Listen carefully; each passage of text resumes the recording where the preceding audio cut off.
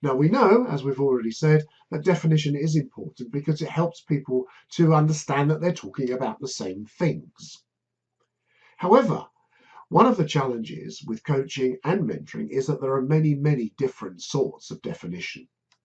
And this is because coaching and mentoring are highly social processes. So they become subject to many different variations in practice. And these variations are controlled by the context and the purpose for which the coaching or the mentoring is put. Now, for the practicing manager, this can be very frustrating and very irritating, as this slide indeed shows. This is because often managers want to have things neatly buttoned up, neatly organized, so that we can work with clarity. Unfortunately, with activities like coaching and mentoring, that's difficult to achieve. So let's think about the alternatives to definition. What can be done about it? Well, one way of thinking about definition is thinking about it, coaching and mentoring, in terms of a helper-client or helper and helped relationship.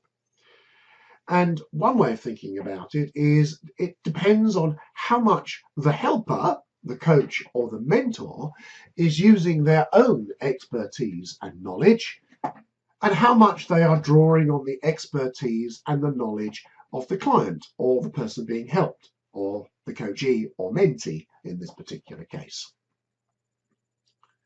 That could also help us to understand how it works.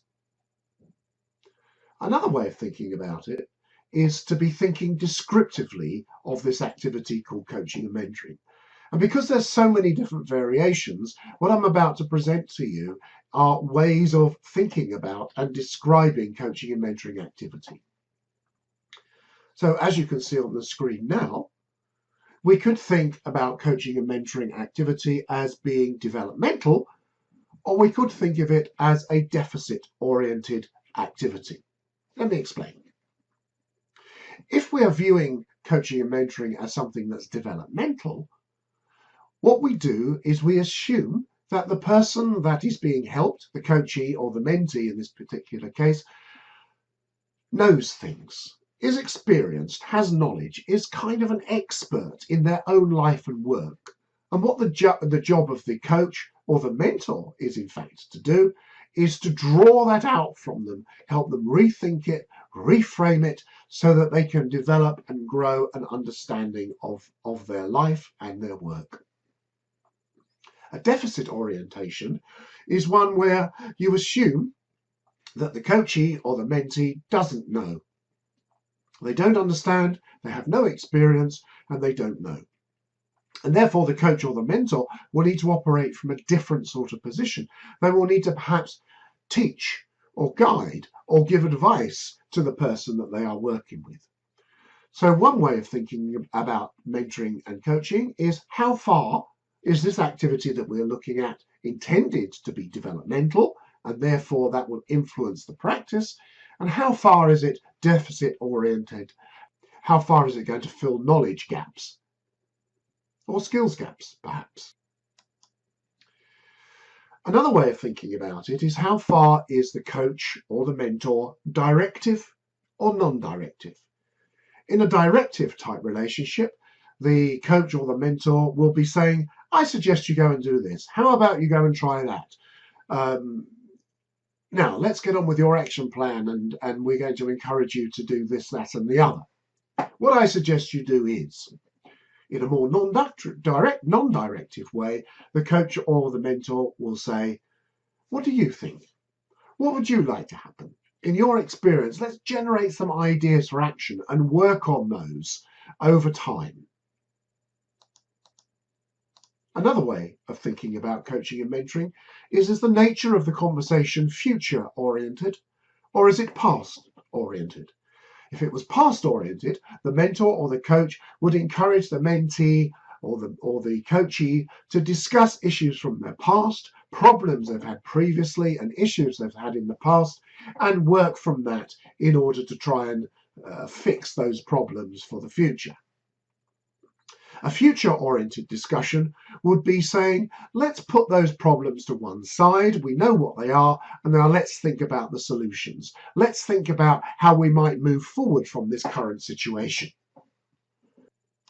Another way of thinking about it is this relationship a long-term one or is it a short-term one? A long-term one over a year or 2 years or even longer in some cases, or is it some kind of short-term intervention? And both coaching and mentoring can be either of those. Another way of thinking about coaching and mentoring activity is how far is the coach or the mentor hands-on or hands-off? And there's a question at the top which I'd like you to think about, and which do you think is more helpful and why? So if we look at the number one, we could be finding that the coach or the mentor is doing it for the person that they are working with, or doing it with them, telling them what to do, a more directive approach as we talked about, showing them how to do it, advising them what to do, adding options to their ideas, or helping them think through their ideas, their own ideas in their own way. Now what we're talking about here is number 7 is a very non-directive developmental approach, and number 1, well, frankly, I can't see what use it is for you to do something for somebody anyway. It's going to be much better to be at least a 2, that you do something with them rather than you do it for them. I wonder where you would currently see yourself on this list. What number would you give yourself? And therefore, what number would you like to move to throughout this course? Because it's very clear that coaching and mentoring activity tend to operate in the 5, 6, 7 areas. And on the screen now are some references that have been used in this session.